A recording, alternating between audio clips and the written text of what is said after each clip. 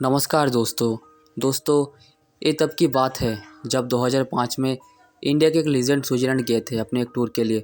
26 मई 2005 को वो स्विट्ज़रलैंड में लैंड हुए थे।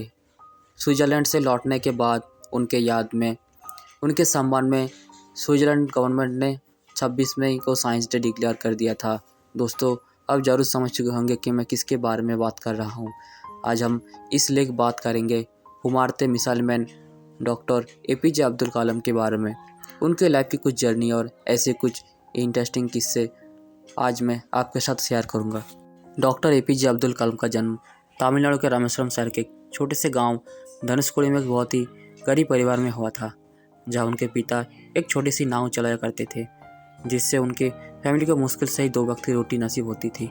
उनके घर में कोई भी पढ़ा लिखा नहीं था, लेकिन उन्हें बचपन से ही पढ़ाई लिखाई का बहुत शौक था। गरीब होने के बावजूद उनकी फैमिली उन्हें पढ़ाई के लिए पूरी तरह से सपोर्ट करती थी। लेकिन एपीजे अब्दुल कलाम जी हर सुबह स्कूल जाने से पहले न्यूज़पेपर बेचा करते थे, ताकि उनकी फैमिली पर उनके पढ़ाई का ज़्यादा प्रेशर ना आए। स्कूल में उनके मार्क्स उतने अच्छे नहीं आते थे, लेकिन वो हार्डवर्किंग स्टूडेंट्स में से एक थे। उनका हमेशा सिर्फ एक फोकस रहता था कि हर दिन कुछ नया सीखा जाए, और इसलिए वो घंटों घंटों तक पढ़ाई किया करते थे। बचपन से ही वो इंडियन आर्म फोर्सेस की पायलट बनना चाहते थे, इसलिए उन्होंने अपनी स्कूलिंग खत्म होने के बाद मद्रास इंस्टीट्यूट ऑफ टेक्नोलॉजी के तहत एरोस्पेस इंजीनियरिंग में एडमिशन लिया। ये किस्सा तब का है जब वो मद्रास इंस्टीट्यूट ऑफ टेक्नोलॉजी में पढ़ रहे थे।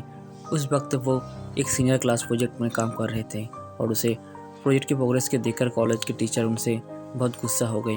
उन्होंने एपीजे अब्दुल कलाम से कहा, अगर 3 दिन ये प्रोजेक्ट कंप्लीट नहीं हुआ तो मैं तुम्हारा स्कॉलरशिप कैंसिल कर दूंगा। ये बात सुनकर एपीजे अब्दुल कलाम का बहुत घबरा गए, और उन्होंने दिन रात बैठकर 3 दिन के अंदर प्रोजेक्ट को कंप्लीट कर दिया। ये देखकर उनके टीचर बहुत खुश हो गए, और उन्होंने एपीजे अब्दुल कलाम जी से कहा कि मैं जानता था कि तुमसे वो काबिलियत है, लेकिन मैं ये देखना चाहता था कि तुमसे मुश्किल वक्त को सहने की क्षमता है या नहीं।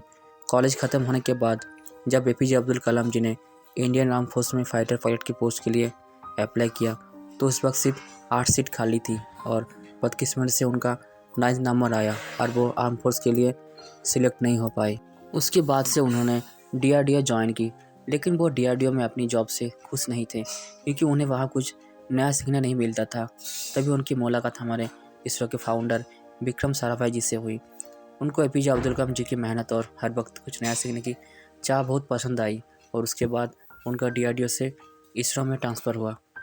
इसरो में एपीजे अब्दुल कलाम इंडिया के सबसे पहले सक्सेसफुल सैटेलाइट लॉन्च उड़ाने के प्रोजेक्ट डायरेक्टर थे।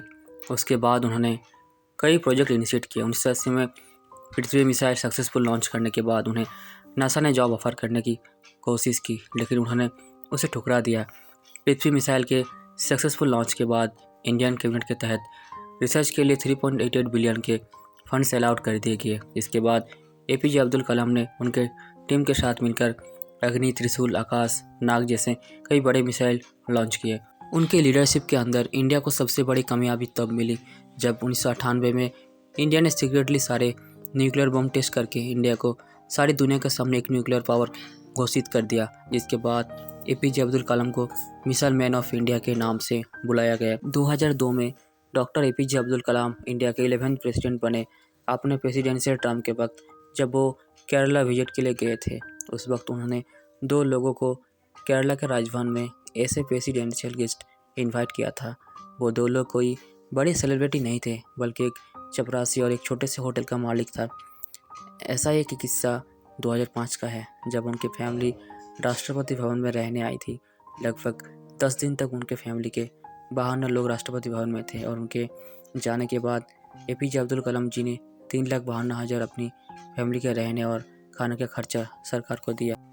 जब एक रिपोर्टर ने उनसे पूछा कि अपने सरकार को पैसा क्यों दिया, तो उन्होंने जवाब देते हुए कहा था, सरकार मेरे रहने और खाने के पैसे देते हैं, ना कि मेरी फैमिली की।